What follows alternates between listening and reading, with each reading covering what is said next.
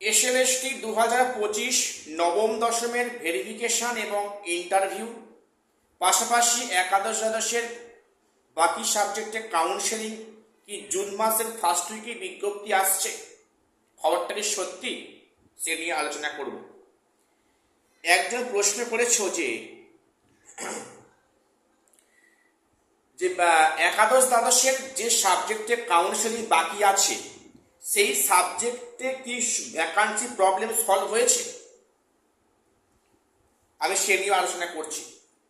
আর একটা বিষয়, recommendation letter যে দেওয়ার 90 দিন সময়সীমা পার হয়ে গেছে, সেখানে যে এখনো 60 দিন এক্সটেন্ড করা যায়, তাহলে এখনো অবধি মধ্যশিক্ষা পর্ষদ থেকে কোনো বিজ্ঞপ্তি আসেনি কেন?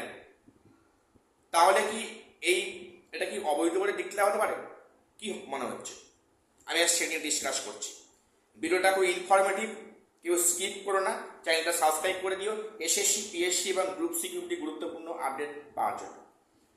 প্রথম আজকে বলি যে রেকমেন্ডেশন লেটার দেওয়ার 90 দিন পার হয়ে গিয়েছে, কিন্তু এখনো অবধি শিক্ষা দপ্তর বা মধ্যশিক্ষা পর্ষদের পক্ষ থেকে কোনো বিজ্ঞপ্তি প্রকাশিত হয়নি।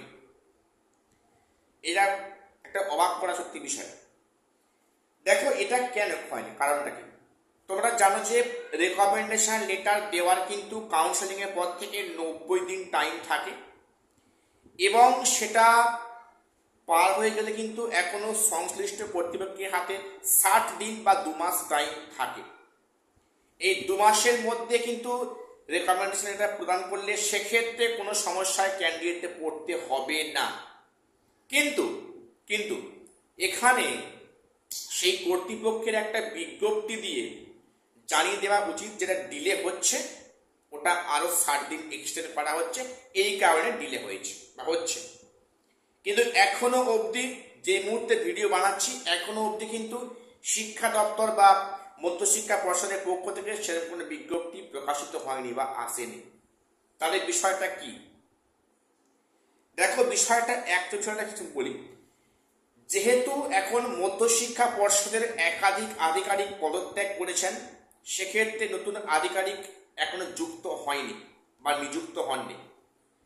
কাজেই নতুন আধিকারিক না আসা অবধি এই সমস্যাগুলো সলভ হবে না। সেই কারণে বিজ্ঞপ্তি এখনো অবধি আসেনি। তবে হ্যাঁ, এখনো 60 দিন এক্সটেন্ড করা যায়, সেক্ষেত্রে কোনো সমস্যা হবে না, কারো কোনো দুশ্চিন্তার কোনো কারণ নেই। তো যেহেতু একাধিক পদত্যাগ করেছেন, তার ফলে এখন নতুন আধিকারিকরা অ্যাড হয়নি বা যুক্ত হননি, কারণ সেখানে শিক্ষামন্ত্রী না হওয়া অবধি কিন্তু বিভিন্ন পদগুলো ইন হবে না। কাজেই নতুন করে আধিকারিকরা বা মধ্যশিক্ষা পর্ষদের চেয়ারম্যান না আসা অবধি এই বিষয়ে কিন্তু বেশি মাথা ঘামাবে না পর্ষদ, এটাই খবর। কাজেই দুশ্চিন্তার কোনো কারণ নেই। 90 দিন পার হয়ে গেলেও কিন্তু কোনো সমস্যা ক্যান্ডিডেটে পড়তে হবে না। এ বিষয়ে একদম স্যাঙ্গুইন, কোনো সমস্যা হবে না, বিটা দুশ্চিন্তা করো না। আমি অলরেডি এটি ভিডিওটি তোমায় দিয়েছি। এইবারে যে প্রশ্নটা আমি করেছিলাম যে একাদশ দ্বাদশের ভ্যাকান্সি কি প্রবলেম মিটেছে, দেখো বলি, একাদশ দ্বাদশের বাকি সাবজেক্টের কাউন্সেলিং এর যে একটা ভ্যাকান্সি প্রবলেম ক্রিয়েট হয়েছিল একসময়, এবং সেখানে কিন্তু এসএসসি শিক্ষা দপ্তরের লিস্ট পুনরায় চেয়ে পাঠিয়েছিল। সেই চিঠি আদৌ এসছে কিনা বা কোনো সমস্যা সলভ হয়েছে কিনা কোনো খবর কিন্তু প্রকাশ্যে আসেনি। এখন এসএসসিরও কিন্তু অনেক গাছাড়া মনোভাব।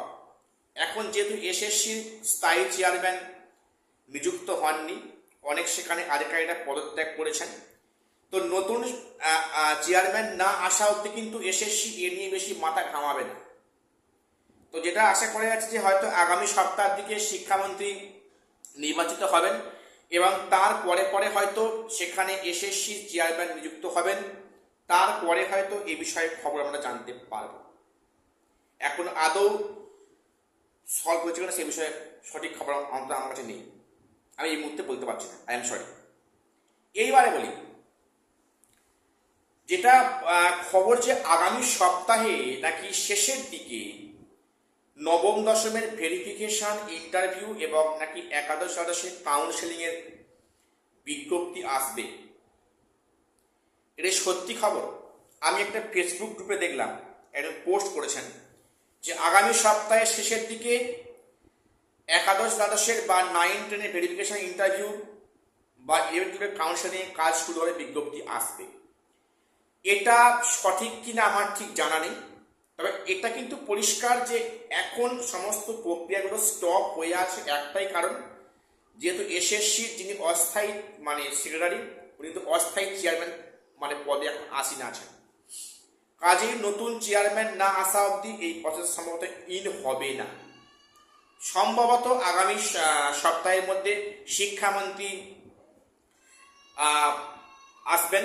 শিক্ষামন্ত্রী সম্ভবত একাধিক ব্যক্তি হচ্ছেন, এটা খুবই একটা ভালো বিষয়। অর্থাৎ এখানে যে সরকার শিক্ষাকে দেখছে ভালোভাবে, এটাই মানে অনেক কিছু একটা বড় বিষয়। তো এই চেয়ারম্যান মানে শিক্ষামন্ত্রী না আসা অবধি এসএসসি চেয়ারম্যান নিযুক্ত হবেন না। মোটামুটি বলতে পারি যে জুন মাসের ফার্স্ট উইকটা কিন্তু এইভাবে কেটে যাবে। হয়তো ফার্স্ট উইকে চেয়ারম্যান নিযুক্ত হতে পারেন, সম্ভাবনা আছে, এবং তারপরে হয়তো অর্থাৎ জুন মাসের সেকেন্ড উইক নাগাদ সেখানে একাদশ দ্বাদশের কাউন্সেলিং বা 9-10 ভেরিফিকেশান, ওই ইংলিশ, দুটো সায়েন্সের বাকি আছে, এবং সমস্ত সাবজেক্টে 9-10 ইন্টারভিউ হয়তো বিজ্ঞপ্তি আসবে। ফার্স্ট উইকে আসার সম্ভাবনা খুবই কম। সেকেন্ড উইক নাগাদ এসএসসি চেয়ারম্যান নিযুক্ত হলে পরে কিন্তু পরে পরে বিজ্ঞপ্তিগুলো আসবে। এটা একটা বিষয় পরিষ্কার যে একবার প্রসেসগুলো যদি হয় তাহলে কিন্তু ঝড়ের গতিতে এই কাজ কিন্তু আগাবে।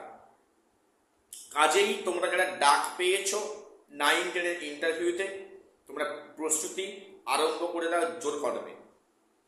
একবার প্রসেস হলে কাজ কিন্তু খুব স্পিডে হবে, তখন টাইম পাওয়া যাবে না। এই যে সমস্ত প্রক্রিয়া এখন স্টপ আছে একটাই কারণ, এখনো চেয়ারম্যান নিযুক্ত হননি বলে। হয়তো জুন মাসের সেকেন্ড উইক নাগাদ এই কাজে একটা গতি আসার সম্ভাবনা আছে। তো এখন দেখা যায়, বাকিটা সময় বলবে যে কতদূর কি হয় না হয়, বা সেখানে আদৌ সেকেন্ড উইকেও এই সমস্ত সাবজেক্টের কাউন্সেলিং, ভেরিফিকেশান বা ইন্টারভিউ মানে বিজ্ঞপ্তি আসে কিনা। তবে এটুকু পরিষ্কার, 31শে আগস্টের মধ্যে কিছু হোক না হোক 11-12 কিন্তু নিয়োগটা কমপ্লিট হবে। 9-10টা সম্ভব নয়, স্পিডে কাজ করলেও সম্ভব নয়। এখন দেখা যাচ্ছে, সময় বলবে কি হয় না। এটুকুই আপডেট দেওয়া ছিল। চ্যানেলটা সাবস্ক্রাইব করে দিও। দেখা হচ্ছে পরে।